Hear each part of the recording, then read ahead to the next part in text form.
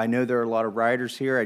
There's one I'm somewhat familiar with, and I heard you, Ms. Wasserman Schultz, discuss it in your opening testimony, and that's on the NICS background check system.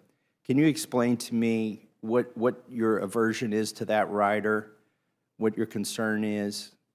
Yeah, when you have a veteran who has been referred to a fiduciary to take over their finances, that means that they are actually prohibited by federal law from buying or possessing a gun. And this bill carves out an exception and prevents the VA from referring a veteran who would otherwise not be able, under federal law, to purchase or possess a gun to continue to do so.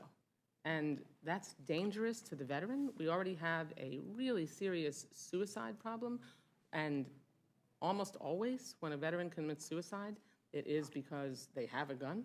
And this bill endangers the lives of veterans and of their loved ones. So I have actually talked to veterans who've been affected by this rule. It's not a federal law, and so I find it appropriate that we just talked about the power of Congress to appropriate.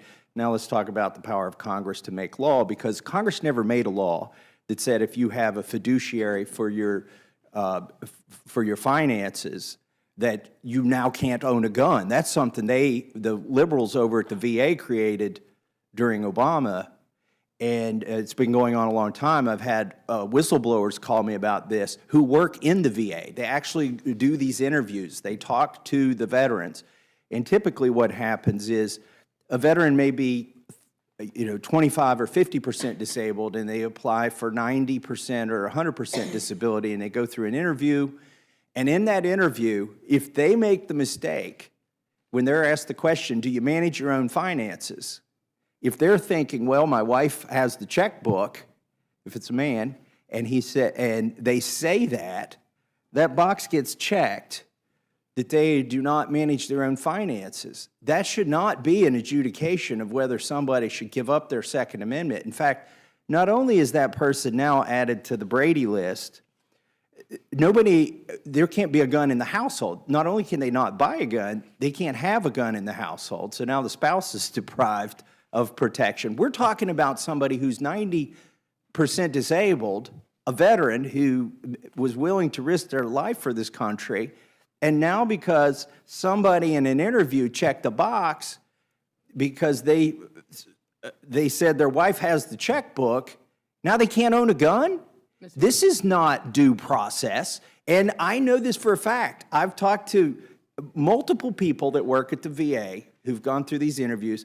I've talked to veterans. I've talked to veterans' wives who've been through this. And you say there's a process. I see the president's statement on this bill says, oh, there's a process to go through.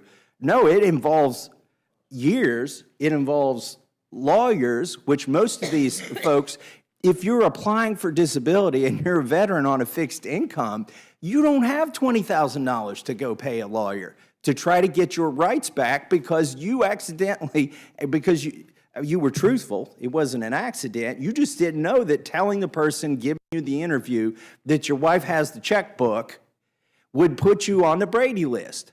Now here's the other reason they don't appeal it. They get that letter that says you've been added to the Brady list at the same time they get their approval for their disability. And the implication, it comes the same day. The implication is if you contest this, you may lose your disability benefit. You were willing to put your life on the line for this country, and now some bureaucrat adjudicated you to not manage your own finances, and then some rule, not a federal law, some rule that the VA came up with says that if you don't manage your own checkbook, now you can't own a gun. It's ridiculous. One of these whistleblowers told me he went to the person's house and the guy's literally trading stocks on his computer. Like, he's not mentally defective. He just admitted that he doesn't have the checkbook. And so this is something that we did, I think we did a CRA on this, but obviously the president was a Democrat at the time, wasn't going to sign it. and also when Trump became president, the clock had run out on this, so you couldn't do a Congressional Review Act on this. And it is long past time to quit taking guns from disabled veterans merely because their wife, or if it's a female, their husband, has the checkbook. Ms. Massie? Yes, Ms. Wasserman Schultz. I want to ask you a question first. Sure. Do you think that's a fair way to adjudicate this? Do you think if somebody doesn't manage their own finances, they should automatically, without a judge, be put on a list to say they can't have a firearm? I think you're mischaracterizing the process, first and foremost, because it's not just, oh, I mean, my husband manages our finances, but he is not my... Don't tell the VA that. No. I'm happy to tell the VA that because... They'll take your guns. Because he's not appointed as my fiduciary. This is a formal adjudication in which a veteran has a fiduciary appointed to manage their finances. That is not a bureaucrat, as you described them, sitting down with a veteran and reviewing, oh, does your wife manage your finances? And they check a box and then suddenly their guns are taken away. That is not how the process works. You have to have a formal adjudication. And beyond that... Is a judge involved? Whatever, I'm not familiar with the process. A judge is not involved.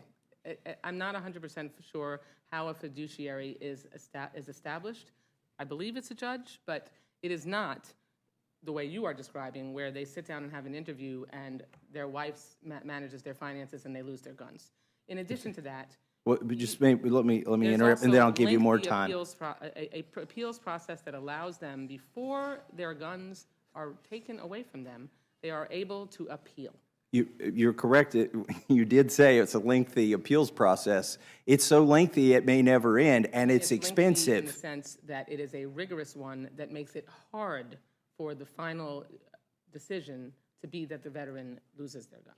I think it's ironic we use the word adjudicate when there's no judge involved. And the administration tried to do the same thing with Social Security. If you had a representative payee, if your Social Security check went to somebody else, they tried to promulgate a rule that said everybody on Social Security that has a representative payee is now going to be thrown into the NICS background check system. Not only does that mean you can't buy a gun when you go fill out your Form 4473 and they run the check on you, it means you are a felon when you sit at home with the guns you already own, or if your spouse has a gun that you can get access to when they're not home, then you're a felon. They tried to do this the thing they're doing at the VA. This doesn't make them a felon. They tried to do, oh, really? If you're on the prohibited list, the Brady list. That's when, if you have a fiduciary appointed for you, that does not make you a felon. Really? Yes, really. What about when you get Meaning that somebody is responsible for managing your finances. Well, I think you're about to learn something We have a here. rampant suicide problem with veterans.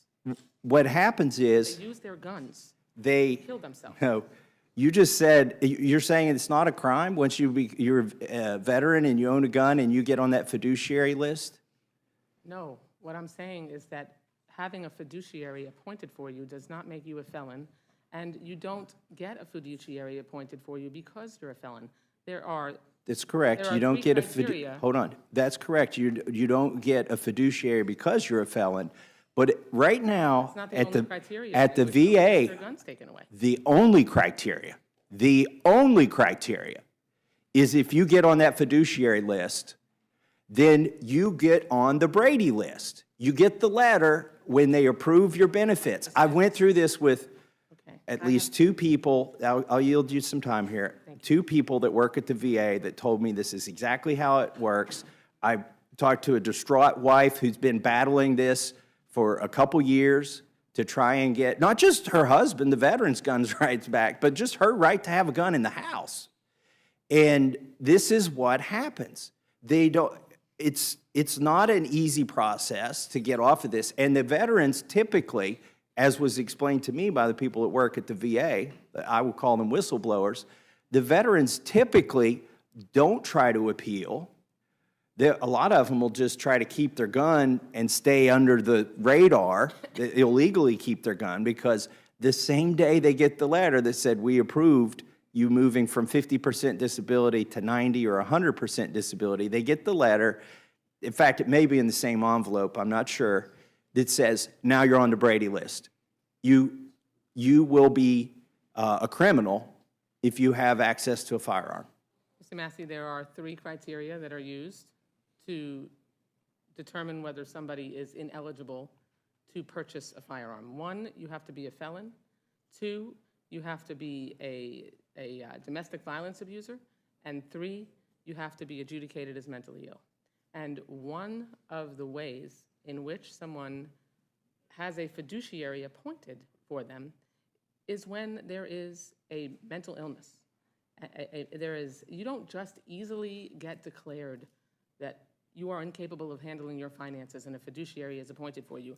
There is generally a serious problem in which the veteran needs intervention and a fiduciary is appointed to them, which is aligned with when someone is adjudicated as mentally ill, they are not able to purchase a weapon. And the reason that that is so important to make sure that we leave that in place when it comes to a veteran is so that we don't add to the veteran suicide rate and we don't add to the number of veterans that are killing their own family members or that are engaging in violence with firearms. What you say can be true, that somebody who is found to be mentally ill is then assigned a fiduciary and then loses their gun rights.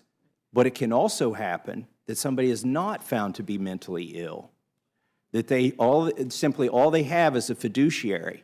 They tried to do this exact same thing at the Social Security Administration, and we stopped them here in Congress, I believe with the CRA, Congressional Review Act. But we weren't able to do it at the VA. People who are not mentally ill are being put on the list of people who will be criminals if they keep their guns or try to buy a gun or even have ammunition in the house.